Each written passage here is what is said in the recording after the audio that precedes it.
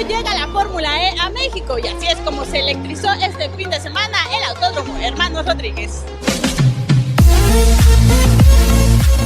La verdad es que es un evento padrísimo, de alto nivel, y estamos aquí por la pasión al automovilismo que siempre hemos tenido.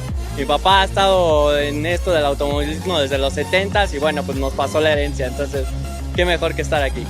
Año tras año van evolucionando, ahorita con los nuevos cambios que han hecho, el cambio del trazado de la pista, todo lo que han hecho, pues es maravilloso todo esto.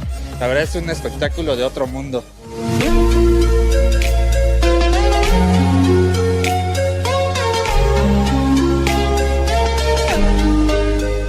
Increíble, fue algo impresionante, en serio. Me parece divertido, no sé, jamás había venido a una carrera de coches eléctricos.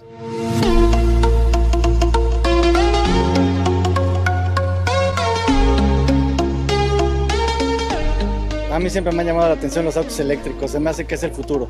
Nos gusta demasiado, aparte que dejan mucho menos huella ecológica, se diga lo que se diga. Son autos que contaminan mucho menos, no solamente es el combustible, es el aceite, son las bujías, son todo lo que se desecha cada 10,000 kilómetros en un vehículo de combustión interna. Entonces, vamos, ese es el futuro. Yo me veo en un auto eléctrico en un futuro.